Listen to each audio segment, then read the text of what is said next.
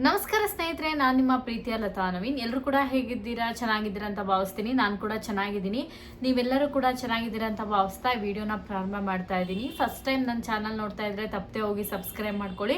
Video ಇಷ್ಟ ಆದಲ್ಲಿ like ಮಾಡಿ, ಶೇರ್ ಮಾಡಿ, ಹಾಗೆ ನಿಮ್ಮ ಫ್ರೆಂಡ್ಸ್ ಆ್ಯಂಡ್ ಫ್ಯಾಮಿಲಿ ಜೊತೆಗೆ ಈ ಒಂದು ವಿಡಿಯೋನ ಹಂಚ್ಕೊಳ್ಳಿ ಅಂತ ಹೇಳ್ತಾ ಇವತ್ತಿನ ಈ ಒಂದು ವಿಡಿಯೋನ ಪ್ರಾರಂಭ ಮಾಡೋಣ. ಅದಕ್ಕೂ ಮುಂಚೆ ತುಂಬ ಜನಕ್ಕೆ ನಿಮ್ಗೆ ಗೊತ್ತಾಗಿದೆ ಅನ್ಕೊಂತೀನಿ, ಇವತ್ತು ಬೆಳಗ್ಗೆ ಅಷ್ಟೇ ಒಂದು ಚುನಾವಣಾ ವಿಡಿಯೋವನ್ನು ಶೇರ್ ಮಾಡಿದ್ದೆ. ಸೊ ನಿಮ್ಮೆಲ್ಲರಿಗೂ ಗೊತ್ತು, ಮನೆ ಮನೆ ಬಾಗಿಲಿಗೆ BLO ಅಧಿಕಾರಿಗಳು ವಿಸಿಟ್ ಮಾಡಿ ನಿಮ್ಮ ವೋಟರ್ ಐ ಡಿಯ ಹಿಂಭಾಗದಲ್ಲಿ UA ಅಂತ ಇರುತ್ತೆ ಫ್ರಂಟಲ್ಲಿ.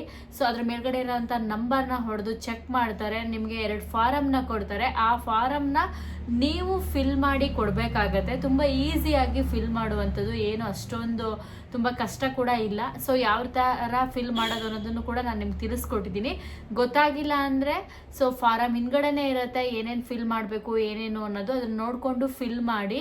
ಹಾಗೆ ಗೃಹಲಕ್ಷ್ಮಿ ಯೋಜನೆಯ 32 ಹಾಗೆಯೇ 31ನೇ ಹಂತಿನ ಹಣ ಖಾತೆಗೆ ಜಮಾ, ಯಾವಾಗಿಂದ ಈ ಹಣ ಖಾತೆಗೆ ಜಮಾ ಆಗುತ್ತೆ ಏನು ಅನ್ನೋದ್ರ ಬಗ್ಗೆ ಕಂಪ್ಲೀಟಾಗಿ ಹೇಳ್ತೀನಿ.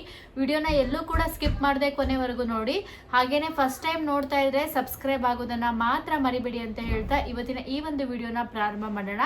ಮೊದಲನೇದಾಗಿ ಹೇಳಬೇಕು ಅಂದರೆ ಗೃಹಲಕ್ಷ್ಮಿ ಯೋಜನೆ ಬಹಳ ಬಿಗ್ ಒಂದು ಯೋಜನೆ ಅಂತಲೇ ಹೇಳ್ಬೋದು.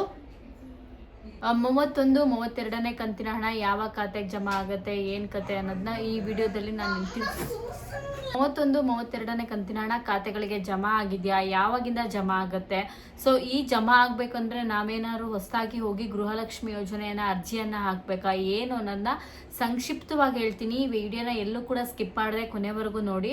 ಅದಕ್ಕೂ ಮುಂಚೆ ನಾವು ನೋಡಬೇಕಂದ್ರೆ ಗೃಹಲಕ್ಷ್ಮಿ ಅನ್ನೋದು ಒಂದು ಬಿಗ್ ಒಂದು ಸ್ಕೀಮ್ ಅಂತಲೇ ಹೇಳ್ಬೋದು. ಯಾಕೆ ಅಂದರೆ ಈ ಗೃಹಲಕ್ಷ್ಮಿ ಯೋಜನೆಯಿಂದ ತುಂಬ ಜನಕ್ಕೆ ಉಪಯೋಗ ಆಗಿದೆ ವಿನಃ ಯಾವುದೇ ರೀತಿಯಾಗಿ ಉಪಯೋಗ ಇಲ್ಲ ಅಂತ ಹೇಳೋಕ್ಕೆ ಸಾಧ್ಯನೇ ಇಲ್ಲ. ಯಾಕೆ ಅಂದರೆ ಪ್ರತಿಯೊಬ್ಬರಿಗೂ ಕೂಡ ಗೃಹಲಕ್ಷ್ಮಿ ಯೋಜನೆಯಿಂದ ಉಪಯೋಗ ಆಗಿದೆ. ಕೆಲವರು ಒಂದು 2-3 ಜನ ಕಮೆಂಟ್ ಮಾಡ್ತಾರೆ, ಅದು ಎಲ್ಲಿ ಹೋದ್ರೂ ಕೂಡ ಇರುತ್ತೆ, ಅದ್ರ ಬಗ್ಗೆ ನಾವು ತಲೆ ಕೆಡಿಸ್ಕೊಳಕ್ಕೆ ಹೋಗ್ಬಾರ್ದು. ಹೇಳೋರಿಗೆ ಅವಶ್ಯಕತೆ ಇದ್ದೇ ಇರುತ್ತೆ, ಬಟ್ ಒಂದಿಷ್ಟು ಬಿಲ್ಡಪ್ ಮಾತುಗಳು ಕೊಟ್ಟಿರ್ತಾರೆ ಅಷ್ಟೇ.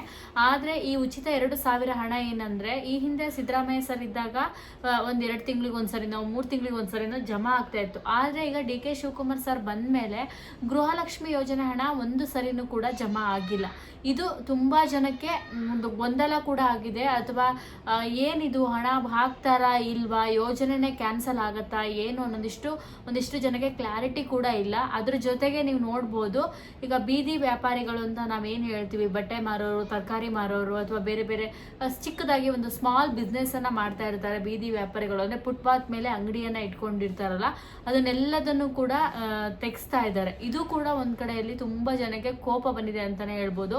ನೆಕ್ಸ್ಟ್ ಎಲೆಕ್ಷನ್ ಏನಾಗುತ್ತೋ ಅನ್ನೋದು ಖಂಡಿತ ಗೊತ್ತಿಲ್ಲ. ಕಾಂಗ್ರೆಸ್ ಸರ್ಕಾರ ಬರುತ್ತೋ ಅಥವಾ BJP ಬರುತ್ತೋ ಅಥವಾ ಬೇರೆ JDS ಸರ್ಕಾರ ಬರುತ್ತೋ ಅಥವಾ ಇನ್ನೊಂದು ಹೊಸ ಸರ್ಕಾರನೇ ಬರ್ಬೋದು, ಖಂಡಿತ ಗೊತ್ತಿಲ್ಲ.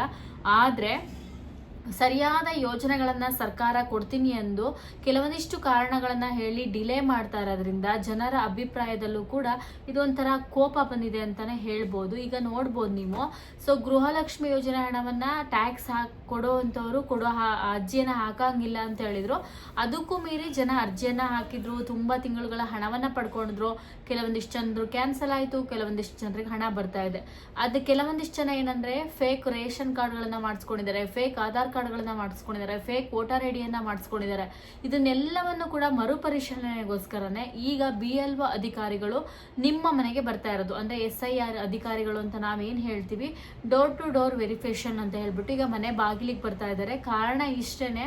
ಯಾಕೆ ಅಂದರೆ ತುಂಬ ಜನ ಈ ನಕಲಿ ಆಧಾರ್ ಕಾರ್ಡ್ಗಳನ್ನ, ನಕಲಿ ರೇಷನ್ ಕಾರ್ಡ್ಗಳನ್ನ, ನಕಲಿ ಜೊತೆಗೆ ಈಗ ಏನು ವೋಟರ್ ಐಡಿಯನ್ನು ಮಾಡಿಸ್ಕೊಂಡಿದ್ದಾರೆ. ಈಗ ಗೃಹಲಕ್ಷ್ಮಿ ಯೋಜನೆ ಹಣ ಬರಬೇಕಂದ್ರೂ ಕೂಡ ಈ ವೋಟರ್ ಐಡಿ ಅನ್ನೋದು ತುಂಬಾ ಮುಖ್ಯ. ಯಾರ ಹತ್ರ ಎಲ್ಲ ವೋಟರ್ ಐಡಿ ಇದೆಯೋ ಅವ್ರಿಗೆ ಮಾತ್ರ ಗೃಹಲಕ್ಷ್ಮಿ ಯೋಜನೆ ಹಣವನ್ನು ಕೊಡ್ತೀವಿ ಅಂತ ಸರ್ಕಾರ ಒಂದು ಸ್ಟ್ರೈಟ್ ಆಗಿ ಹೇಳ್ಬಿಟ್ಟಿದೆ ಅಂತಲೇ ಹೇಳ್ಬೋದು. ಇದು ಕೂಡ ಬಹಳ ಮುಖ್ಯವಾದದ್ದು. ಅದಕ್ಕೆ ನಾನು ನಿಮ್ಮ ಜೊತೆ ಶೇರ್ ಮಾಡ್ತಾ ಇದ್ದೀನಿ. ಇನ್ನೊಂದು ವಿಚಾರವನ್ನು ನಾನು ನಿಮ್ಗೆ ಹೇಳಬೇಕು, ಈ ಗೃಹಲಕ್ಷ್ಮಿ ಯೋಜನೆಯ ವಿಚಾರ ಇಷ್ಟ ಆದರೆ ಈ ಹಣವನ್ನು ಹಾಕ್ತಾರಾ ಇಲ್ಲ ಅಂತ ಹೇಳಿ. ಹಣವನ್ನು ಹಾಕ್ತಾರೆ, ಬಟ್ ಇದೆಲ್ಲ ವೆರಿಫಿಕೇಷನ್ ಆಗಬೇಕು. ಅದಕ್ಕೂ ಮುಂಚಿತವಾಗಿ ಖಂಡಿತವಾಗ್ಲೂ ಜಮಾ ಮಾಡಲ್ಲ ಅನ್ನೋದು ಒಂದಿಷ್ಟು ಪ್ರಶ್ನೆ ಆದರೆ ಜಮಾ ಮಾಡ್ಬೋದು ಅನ್ನೋದು ಒಂದಿಷ್ಟು ಗೊಂದಲ ಇದೆ. ಬಟ್ ಯಾವುದಕ್ಕೂ ನಾವು ಕಾದು ನೋಡಬೇಕಾಗತ್ತೆ, ಹಣ ಜಮಾ ಆಗತ್ತಾ ಇಲ್ವಾ ಅಥವಾ ಹಣ ಜಮಾನೇ ಆಗಲ್ವಾ ಅನ್ನೋದು ಒಂದಿಷ್ಟು ಕ್ಲಾರಿಟಿ ಕೂಡ ಇರುತ್ತೆ.